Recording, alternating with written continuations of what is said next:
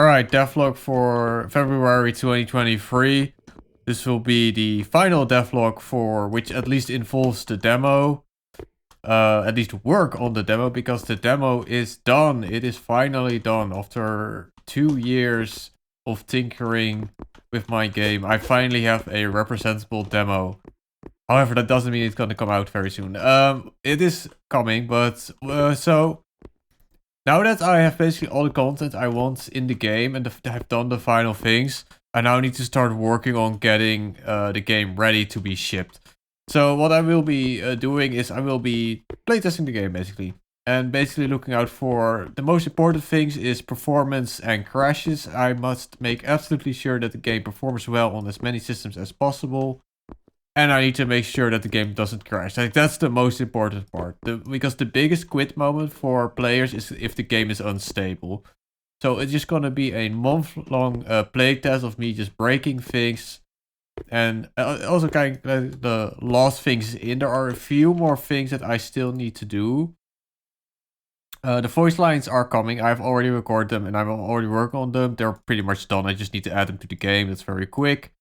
And then this final stuff is like really quick to do, so I can just do that in parallel with playtesting the game. So yeah, that's basically that. I will be playtesting, and then the month after that I will be looking to getting it on Steam and what that entails. So maybe in 1-2 months it will be finally on Steam, the demo. So yeah, let's talk about the final things that I've done, which isn't a lot. I'm not gonna really talk about, much.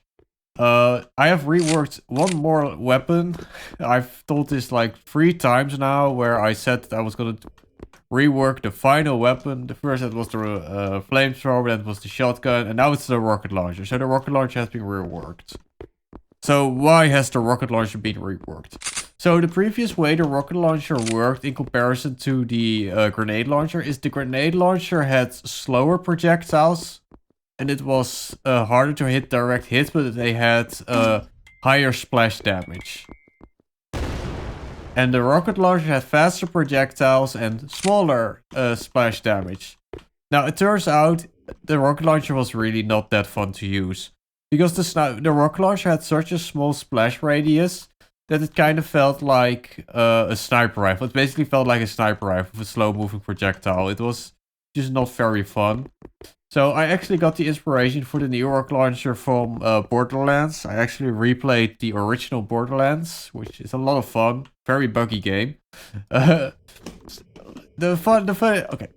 So the funny thing about Borderlands, the Borderlands has very satisfying rocket launchers. The rocket launchers are extremely slow, but they make a really big boom. Except they're not very good. That's the only important thing. Even though they feel amazing to shoot, Borderlands 1's rocket launchers are bugged and they don't benefit from any like weapon skills and stuff. Which, yeah.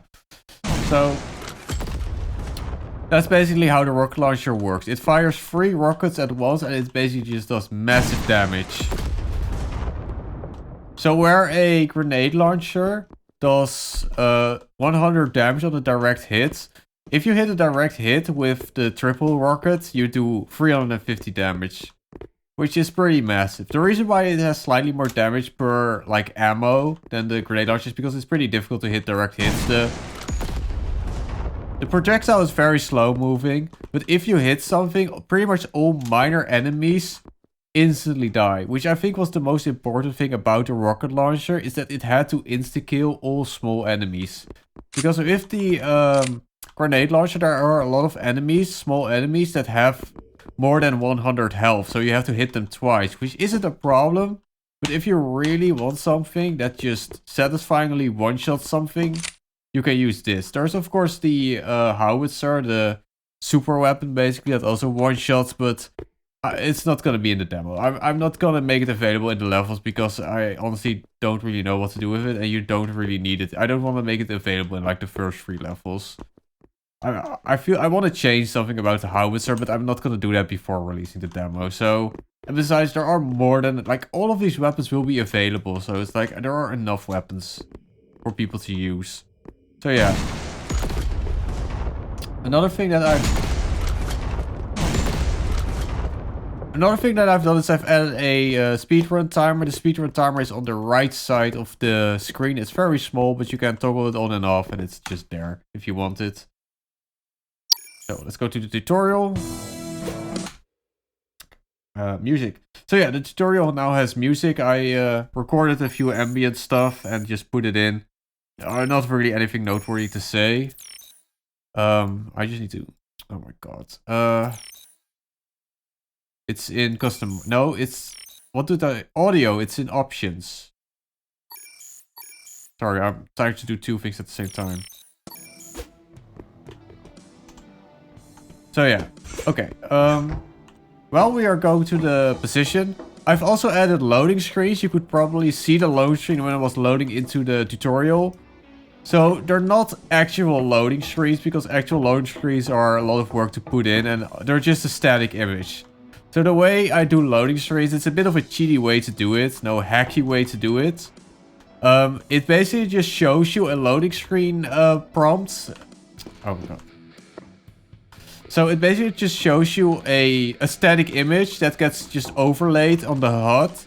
And then it just loads the next map. And then the next map just freezes that HUD element over your screen. And that's basically how I do loading screens.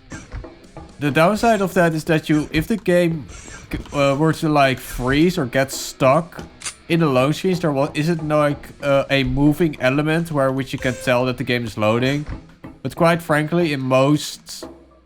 other games, those moving elements usually freeze anyway, so whatever.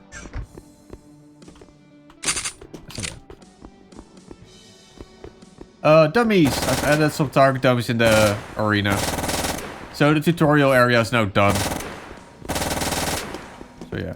So the way these work, these are literally just enemies. They're just entities.